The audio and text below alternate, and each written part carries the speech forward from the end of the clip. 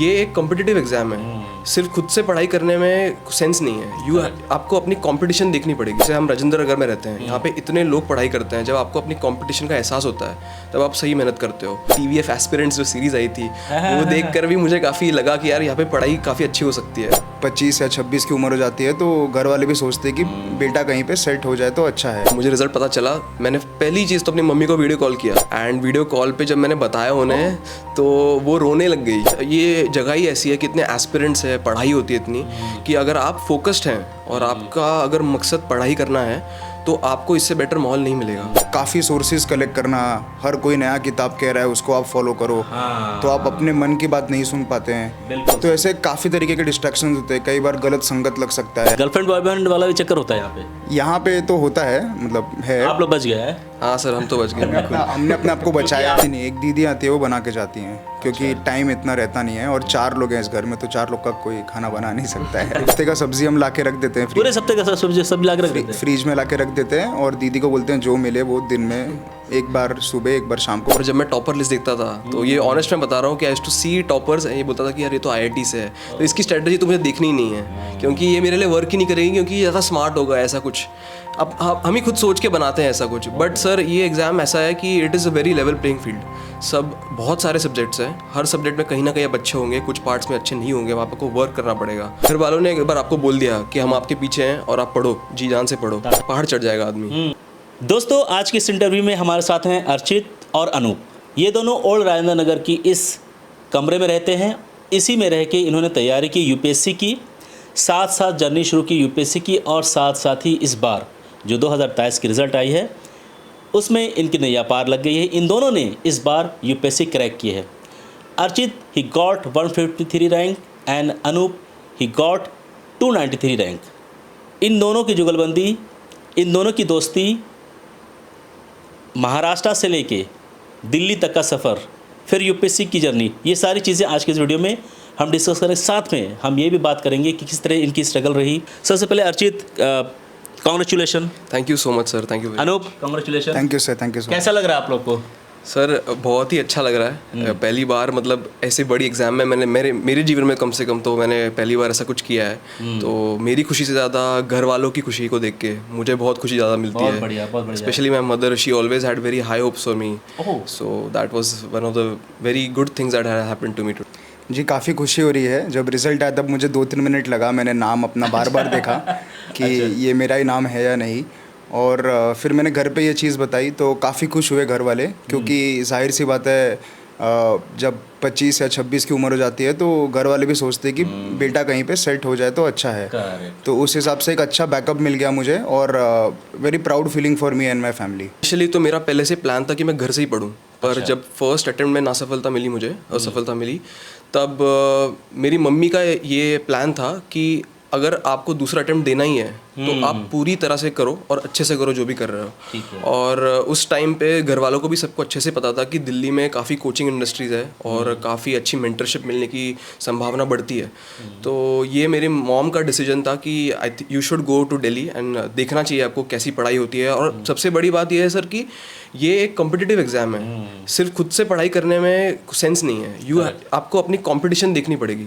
And Delhi में जैसे हम राजेंद्र नगर में रहते हैं, यहाँ पे इतने लोग पढ़ाई करते हैं। जब आपको अपनी कंपटीशन का एहसास होता है तब आप सही मेहनत करते हो। और सर एक बात तो ये भी है कि हम लोग सोशल मीडिया वाली जनरेशन है, तो TVF एस्पिरेंट्स जो सीरीज आई थी वो देख कर भी मुझे काफ़ी लगा कि यार यहाँ पे पढ़ाई काफ़ी अच्छी हो सकती है। तो उससे भी मुझे क्रेडिट देना पड़ेगा कि दैट वाज वेरी इन्फ्लुएंशियल। मेरी मदर का हमेशा से एम्बिशन था कि मैं आगे जाके कुछ अच्छा करूँ, बड़ा करूँ।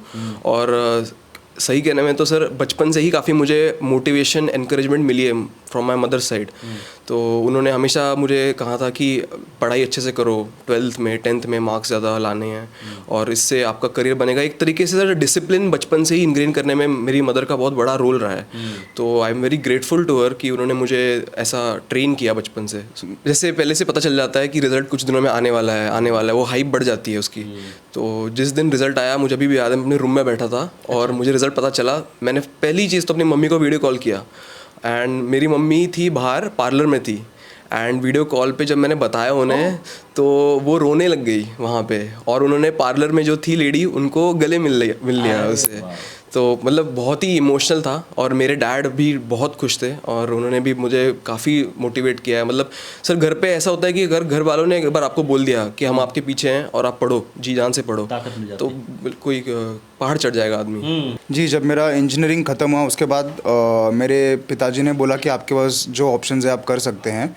तो मैं उस समय पे पूरा कंफर्म नहीं था कि मुझे सिविल सर्विस एग्ज़ाम ही देना है, तो उस केस में मैंने प्लेसमेंट ले लिया कॉलेज से। अच्छा। And I worked in corporate for 1 year और वहाँ पे धीरे धीरे मैंने अपना माइंड बना लिया कि मुझे सिविल सर्विस देना है। ठीक है। और मैंने थोड़ा थोड़ा पढ़ना भी स्टार्ट कर दिया उसी कि टाइम से कैसे, start कर जी बिल्कुल, ये सोच के कि अगर मुझे जॉब छोड़ना पड़े तो मुझे फुल टाइम प्रिपरेशन कैसे करना है, क्या करना है, और तब समय वेस्ट करने का टाइम नहीं होगा। बहुत बढ़िया। तो मैंने थोड़ा सा स्ट्रैटेजी किया, तो इस फेज़ में मेरे फैमिली ने काफ़ी सपोर्ट किया और जब जॉब भी छोड़ना था तो उन्होंने बोला कोई दिक्कत नहीं, आप एक बड़ा ड्रीम फॉलो कर रहे हो तो हम आपके साथ हैं। तो इस केस में जब फैमिली साथ में रहती है तो फिर एक मॉरल सपोर्ट मिल जाता है।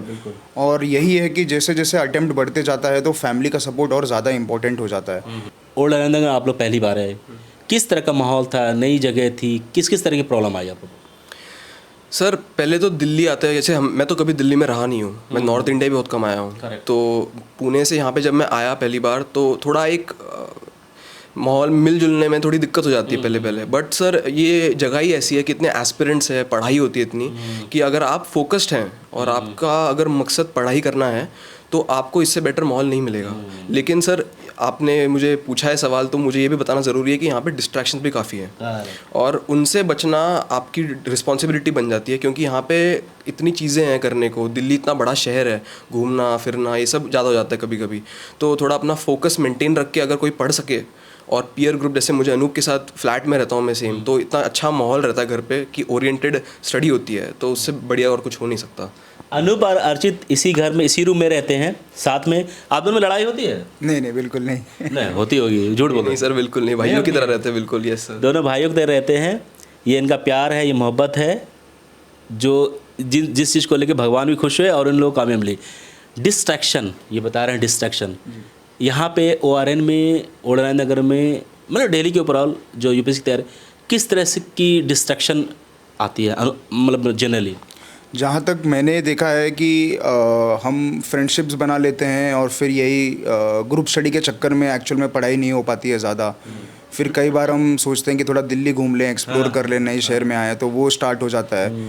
उसके बाद फिर कई बार डिस्ट्रैक्शन इसे भी कहा जा सकता है कि काफ़ी सोर्सेज कलेक्ट करना, हर कोई नया किताब कह रहा है उसको आप फॉलो करो, तो आप अपने मन की बात नहीं सुन पाते हैं। बिल्कुल। तो ऐसे काफ़ी तरीके के डिस्ट्रैक्शंस होते हैं, कई बार गलत संगत लग सकता है। गर्लफ्रेंड बॉयफ्रेंड वाला भी चक्कर होता है यहाँ पे? यहाँ पे तो होता है, मतलब है। आप लोग बच गए हैं? हाँ सर हम तो बच गए। हमने अपने आप को बचाया है। आपने कुछ सोच के यहाँ पे आया कि हाँ मुझे कुछ करना है। यहाँ पे प्लस पॉइंट क्या है ओवरऑल की?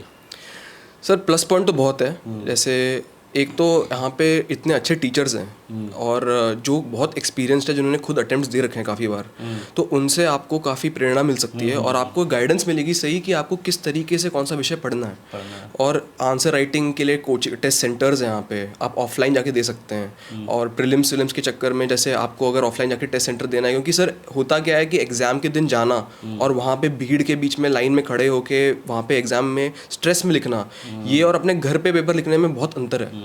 तो इस तरीके से जब यहाँ पे माहौल जो बन रखा है, इसकी वजह से plus points guidance, mentorship, motivation, तो ये सब चीज़ें मिलके काफ़ी अच्छा पॉजिटिव वे में आपको हेल्प कर सकती हैं। तो सर जब मैं दिल्ली आया तो मैंने एक फाउंडेशन कोर्स लगाया था विजन में, तो वहाँ पे मैं गया था फ्रॉम जून टू अक्टूबर, और अक्टूबर के बाद से सर मैं फाउंडेशन कोर्स गया नहीं वहाँ पे, क्योंकि मुझे जहाँ तक मुझे लग रहा था कि सिलेबस काफ़ी स्लो वे में पढ़ा रहे थे वो। अच्छा। तो मैंने अपना दिमाग लगाया और मैंने सोचा कि ऐसे काम नहीं चलेगा, मुझे प्रीलिम्स से काफ़ी पहले दिसंबर तक अपना सिलेबस ख़त्म करना है, ताकि मेरे पास बाद में टाइम हो कि मैं मेंस की आंसर राइटिंग ये सब कर सकूं।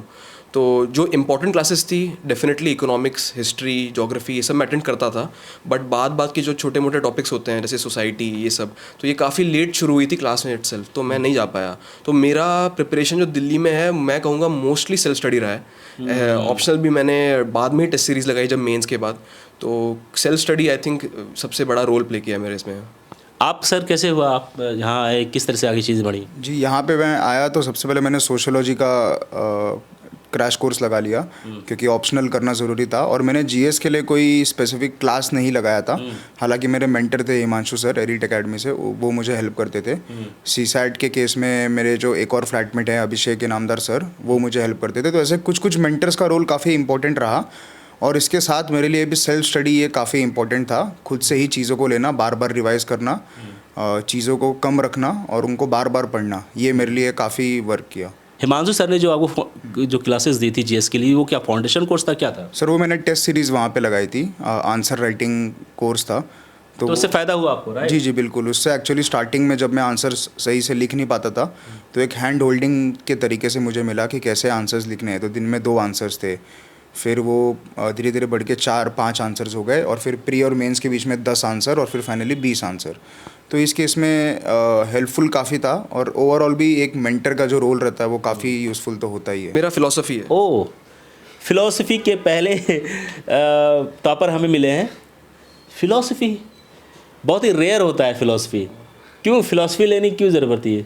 मतलब कोई शेर व शायरी और गज़ल वगैरह कुछ, आप किस तरह की सोच रखते हैं जो आपको फिलॉसफी की तरफ ले गया?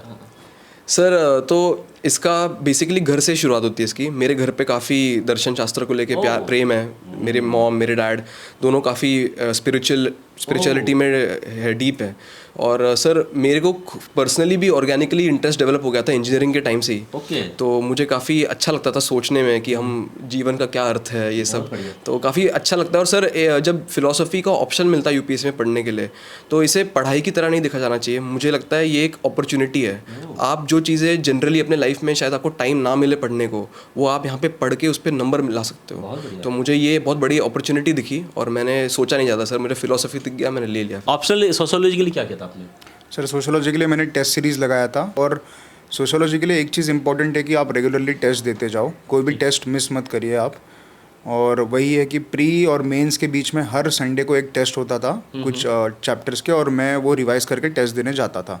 तो यही था, और बार बार चीज़ों को रिवाइज़ करना। इनफैक्ट मैंने कुछ कुछ चीज़ें अपने वॉल पे भी चिपका के रखी थी सोशियोलॉजी की, जो मैं चलते हुए पढ़ लेता था। तो वैसे क्विक नोट्स, रिवीजन और discipline in test, these 3 things worked. And मेरा सोशियोलॉजी स्कोर 267 है, which is not that great. There is still scope for improvement, but yes. Quick notes के बारे में बताया आपने। ये क्विक नोट्स क्या होता है, कैसे बनाते हैं और इससे क्या फ़ायदा होता है? जी सर, एक्चुअली सिलेबस का प्रिंट आउट अगर आप निकाल लें तो एक एक पॉइंट जो लिखा होता है सिलेबस में, उसके ऊपर आप 100 से 150 वर्ड्स में या फिर 8 से 10 लाइन में चीज़ों को लिख लीजिए, एकदम शॉर्ट में, जितना ज़रूरी है उतना।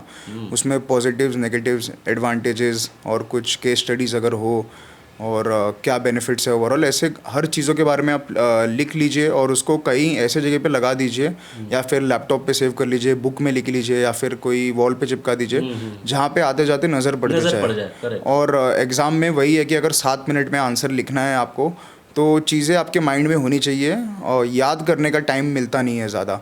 सर मॉक टेस्ट के 2 फ़ायदे हैं। पहली बात तो फर्स्टली आप देख सकते हैं कि आपने जितना पढ़ा है, क्या वो आपको सही में क्वेश्चन सॉल्व करने में हेल्प कर भी रहा है, कि आप ऐसा कुछ पढ़ रहे हैं जो सिलेबस से बाहर ही हो, या जो आप रिकॉल नहीं कर पा रहे हैं। पहली बात तो ये।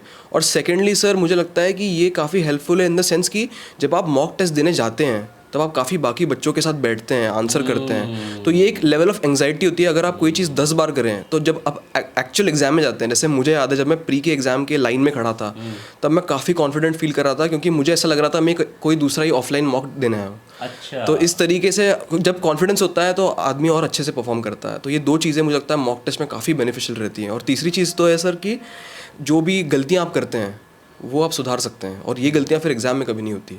तो ये 3 फ़ायदे हैं। आप लोग जैसे यहाँ पे खाना खुद से बनाते हैं, कैसे होता है? नहीं, एक दीदी आती है, वो बना के जाती हैं, क्योंकि टाइम इतना रहता नहीं है, और 4 लोग हैं इस घर में, तो 4 लोग का कोई खाना बना नहीं सकता है। तो खाने में क्या आप लोग डिसाइड करते हैं कि आज ये बनना चाहिए, वो ना, कुछ ऐसा होता है क्या? नहीं, ऐसा नहीं। हफ्ते का सब्जी हम ला के रख देते हैं, पूरे हफ्ते का सब्जी सब ला के रख देते हैं, फ्रीज में ला के रख देते हैं, और दीदी को बोलते हैं जो मिले वो दिन में एक बार सुबह एक बार शाम को बना। सब्जी एक बार बनाओ, दिन भर वही चलेगा? नहीं, दोनों टाइम अलग अलग बनता है। अच्छा। लेकिन वो अपने हिसाब से दीदी कर लेती है मैनेज। थोड़ा सा खाने वगैरह में एडजस्ट करना पड़ता है, क्योंकि अगर घर आपको जैसा तो मतलब- हाँ, अगर आपको पढ़ना है तो फिर कहीं ना कहीं एडजस्ट करना पड़ेगा। घर जैसा खाना और सब कुछ तो नहीं मिल पाएगा। अगर आप यहाँ पे अच्छा खाना खाने और बनाने के चक्कर में रहेंगे, फिर पढ़ाई आपका कॉम्प्रोमाइज़ हो जाएगा। तो हम तो ऐसे ट्राई करते थे कि बस पढ़ के आएँ और खाना किचन में रहना चाहिए, हम बस प्लेट में लेके खा लें। बहुत बढ़िया। बाकी कोई और दिक्कत ऐसे था नहीं, थोड़ा सा एडजस्ट करना ओल्ड राजेंद्र नगर में एक रूम लेके हम खाना बनाने वाली को भी रख सकते हैं कि वो आके मेड बना के चली जाएंगी काफ़ी टाइम, लोग यही करते तो फिर आपका टाइम बच जाता है। बहुत सारे बच्चे लोग टिफ़िन लगा लेते हैं, कुछ बच्चे हैं होटल में खा लेते हैं। उससे बेटर है कि घर पे ही साफ़ सुथरा घर का सामान बना होता है, उससे आप हर स्टूडेंट अपने अपने फील्ड में स्ट्रांग रहता है। कुछ कुछ पॉइंट्स होते हैं जहाँ पे उसे वर्क करना चाहिए। सर जैसे मैं अपने आप को एवरेज स्टूडेंट मानता हूँ, क्योंकि मैं अगर इंजीनियरिंग में देखूँ तो मैं कोई IIT से तो नहीं हूँ। तो ये डाउट मुझे भी पहले था, और जब मैं टॉपर लिस्ट देखता था तो ये ऑनेस्ट मैं बता रहा हूँ कि I used to see toppers, ये बोलता था कि यार ये तो IIT से है, तो इसकी स्ट्रेटजी तो मुझे देखनी ही नहीं है, क्योंकि ये मेरे लिए वर्क ही नहीं करेगी, क्योंकि ये ज़्यादा स्मार्ट होगा ऐसा कुछ। अब हम ही खुद सोच के बनाते हैं ऐसा कुछ। बट सर ये एग्ज़ाम ऐसा है कि it is a very level playing field. सब बहुत सारे सब्जेक्ट्स हैं, हर सब्जेक्ट में कहीं ना कहीं आप अच्छे होंगे, कुछ पार्ट्स में अच्छे नहीं होंगे, वहाँ पर को वर्क करना पड़ेगा। सो एक स्ट्रैटेजी, अच्छी गाइडेंस मिल जाए, और सबसे बड़ी बात अगर आप मेहनती हो और आप मेहनत करने से नहीं डरते तो एवरेज कुछ नहीं है सर। मतलब आप कोई भी ये इससे पहले आपने जो वो एक बात बोली कि टॉपर्स का देखते थे तो वो IIT वाला, तो मैं थोड़ा इन्फेरिटी कॉम्प्लेक्स होती थी यार वो, है ना। फिर अपने आप को कंपेयर करते थे तो अपने आप को एवरेज समझते थे, लेकिन करते करते वो चीज़ें उस जगह पे अब आप आ गए। अब आपको देख के लोग फॉलो करेंगे। जो महाराष्ट्र से आए दिल्ली और एक कमरे में रह के तैयारी की, एक साथ UPSC क्रैक किया, वो भी दोनों सेकंड अटैम्प्ट में। एक कोइंसिडेंट, एक अच्छा अनुभव हमारा रहा है इस इंटरव्यू में। लास्ट में दोनों सर से मैं ये जानने की कोशिश करूँगा कि वैसे स्टूडेंट जो इस बार प्री दे रहे हैं, पहला प्री या दूसरा प्री, जिनका प्री पहले नहीं निकला है, उनके लिए इन दोनों सर की तरफ से क्या टिप्स हो सकता है, एक गाइड हो सकती है आप सभी के लिए कि किन किन बातों का ध्यान रखें आने वाले जो 45-50 डेज़ है उसमें किन बातों का ध्यान। अनूप आप बताइए, अभी ये प्री होने वाला है, इसमें किस तरह की चीज़ों का ध्यान रखें हमारे एस्पिरेंट? जी एक्चुअली प्रीलिम्स के लिए मुझे लग रहा है सबसे पहले तो आप थोड़ा सा पेपर्स देना चालू कर दीजिए, फुल लेंथ पेपर्स, वो भी around 8 to 10 full length papers आप दीजिए, जिससे कि आपको पता चलेगा कि रैंडम क्वेश्चंस को कैसे अटेम्प्ट करना है एग्ज़ाम में। इसके अलावा अब समय आ गया है कि आप रिवीजन ज़्यादा करते जाइए, नए सोर्सेज को कम उठाइए, और एक बैलेंस बना के रखिए between current affairs and static subjects. जो आपके स्टैटिक बुक्स हैं, लक्ष्मीकांत, स्पेक्ट्रम, NCERT, ज्योग्राफी के जो भी हैं, एनवायरनमेंट, ये सब आप बार बार पढ़ते जाइए, जिससे इससे आए अगर कोई क्वेश्चंस आते हैं तो वो गलत नहीं होने चाहिए। इसके साथ साथ करंट अफेयर्स के 1 या मैक्सिमम 2 सोर्सेज रख के उसको बार बार पढ़ते रहिए। और एक चीज़ याद रखिए कि जो आपने पढ़ा है वो शायद डायरेक्टली नहीं आएगा कोई ऑप्शन में, लेकिन वो आपको हेल्प करेगा to solve the answer. So I think confidence is a very big thing which you can take in the exam. बहुत बढ़िया। यस सर अर्चित आप बताइए कि थोड़ा सा और करीब आ जाइए, आप बताइए क्या अब इस टाइम, हालांकि इन्होंने काफ़ी चीज़ बता दी, इसके अलावा कुछ चीज़ें आपको लग रही कि इन सब बातों का भी ध्यान रखें स्पेशली फॉर प्रीलिम्स? जैसे अनूप ने बता ही दिया है कि क्वेश्चन पेपर सॉल्व करिए, ज़्यादा अपनी जो गलतियाँ हो रही है वो फीड करिए, वापस को पढ़ लीजिए, उसे फिर से एक बार रिवाइज़ कर लीजिए, रिवीजन पे ज़्यादा फोकस रखिए। बट ये सब चीज़ें तो है, और मुझे पता है कि सब लोग प्रीलिम्स तक पूरी मेहनत करेंगे। मैं उस दिन की बात करना चाहता हूँ जिस दिन प्री होगा, क्योंकि मुझे जहाँ तक याद है जब मैं प्री देने गया था और मेरे प्री हो गया था, तो मुझे बस ऐसा लगा था फीलिंग उस टाइम कि मेरी साल भर की मेहनत एक तरफ है और जो मैंने उन 2 घंटों में किया वो एक तरफ है। तो उन 2 घंटों में आपको बहुत काम कंपोज और वहाँ पे परफॉर्म करना है। तो आप थोड़ा उस मेंटल स्टेट में धीरे धीरे आने लग जाइए। जब भी आप कोई मॉक देते हैं तो try to be in that state जहाँ पे आप क्वेश्चन सॉल्व करके मार्क्स नंबर निकालने की कोशिश कर रहे हैं। तो वहाँ पे आपको थोड़ा रिस्क लेना पड़ेगा, कभी गेस वर्क करना पड़ेगा, तो इससे आपके अटेम्प्ट्स बढ़ेंगे। तो इस तरीके से थोड़ा एक exam oriented strategy should be priority होनी चाहिए इस वक्त। बहुत बढ़िया, thank you very much Archit and Anoop for your grand success. ठीक है, और आप और आगे बढ़ें, ठीक है, और जो भी आपकी इच्छाएं हैं, तमन्नाएं हैं, क्योंकि अंडर 500 आप लोग हो, मतलब 153 एंड 293 इज स्प्लेंडेड, बहुत अच्छा रैंक होता है। बहुत सारे ऐसे बच्चे हैं जो पिछले 10 साल से कोशिश कर रहे नहीं हो पा रहा है ना। 16 लाख बच्चे बैठे थे लेकिन सबका नहीं हो पाता है। तो you people are special, you have done great job to get this great excellent ranking. Thank you once again for your time. Thanks a lot.